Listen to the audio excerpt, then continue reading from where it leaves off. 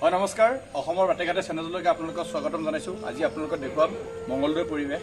পোনপ্ৰথমবাৰৰ বাবে মংগলদৈত ইমান পানী, অকল মংগলদৈ টাউনতে নহয়, দৰঙৰ গোটেইখিনি দৰং জিলাৰ সকলো ঠাইতে উঠিছে বুলি ক'লেও ভুল নহ'ব।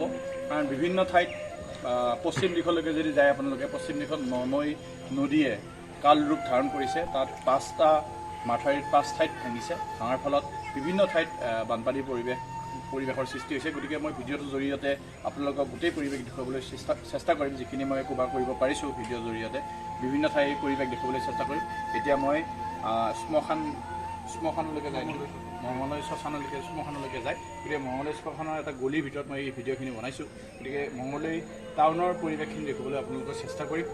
এটা বেয়া লগা পৰিৱেশ, যি মানে হয়তো হাঁহ চৰাই বা এইবিলাক জীৱ জন্তুৰ কাৰণে এটা বেয়া লগা পৰিৱেশ, আপোনালোকে গমেই পায়।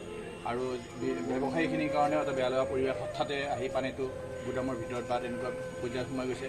এতিয়া মঙলদৈ টাউনত মই বিচাৰিলোঁ বিভিন্ন দোকানত মমৰো অভাৱৰ সৃষ্টি হৈছে বা বিজুলী কাৰেণ্টৰ অসুবিধা হৈছে আৰু বিভিন্ন ধৰণৰ অসুবিধা হৈছে। গম পায় যিসকলে বানপানীৰ এই পৰিৱেশটোৰ লগত জড়িত হৈছে তেওঁলোকে নিশ্চয় বুজি পায় কিমান অসুবিধাৰ সৃষ্টি হয়। গতিকে আপোনালোকক ভিডিঅ'টোৰ জৰিয়তে সকলো পৰিৱেশ দেখুৱাবলৈ চেষ্টা কৰিম। গতিকে ভিডিঅ'টো আপোনালোকে সকলো হৈছে।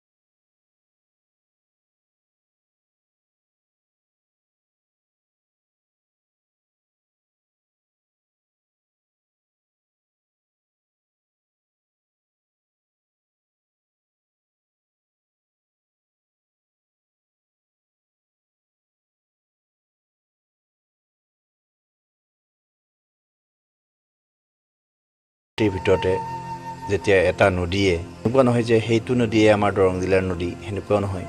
বহুকেইটা নদী আছে। আমাৰ নদীৰ সংখ্যাটো বহুতখিনিয়ে ঘন। 1 কিলোমিটাৰ দূৰত্বত প্ৰায় 2টাকৈ নদী আছে। গতিকে প্ৰতিটো নদীৰ পৰা মথাউৰি ভাঙি পানী চাৰি চাইডে গুচি গৈছে। গতিকে এটা কথা ভাবক, এই ভিডিঅ'টোৰ জৰিয়তে এটা কথা ভাবক যে কোনখিনিত পানী উঠিব বাকী আছে সেইটো কথাই ভাবক। প্ৰতিটো অঞ্চলতে পানী উঠিছে বুলিয়ে ক'ব পাৰি। গতিকে এটা বেয়া লগা পৰিৱেশ, এনেকুৱা দৰং জিলাত আগতে কেতিয়াও হোৱা নাই। গতিকে ভিডিঅ'টোৰ জৰিয়তে আপোনালোকক দেখুৱাবলৈ চেষ্টা কৰিলোঁ। অকণমান হ'লেও উমান পাব। ধন্যবাদ। শেষত দেখাব নোৱাৰা অঞ্চলটিয়ে বেয়া নাপাব, পৰালৈকে চেষ্টা কৰিছোঁ এদিনতে ভিডিঅ'টো সংগ্ৰহ কৰিব। ধন্যবাদ।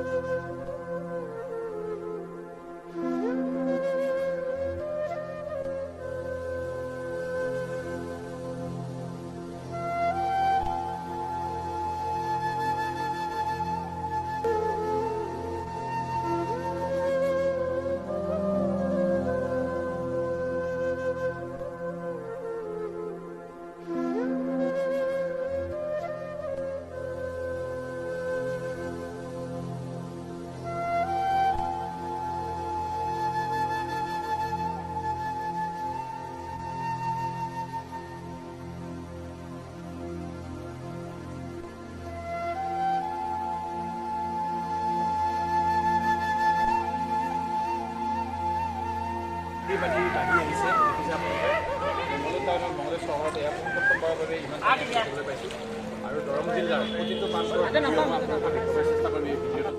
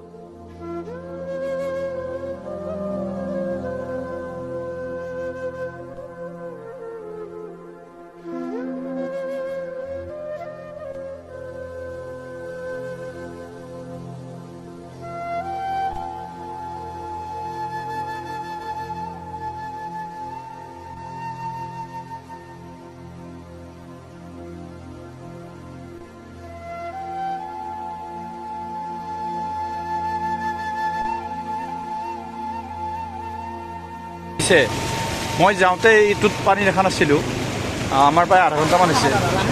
আধা ঘণ্টাৰ ভিতৰত এইখিনি পানী উঠিছে, ইমানখিনি পানী আচৰিত ধৰণে মানে বন্ধ নকৰিবি, ৰেষ্ট দি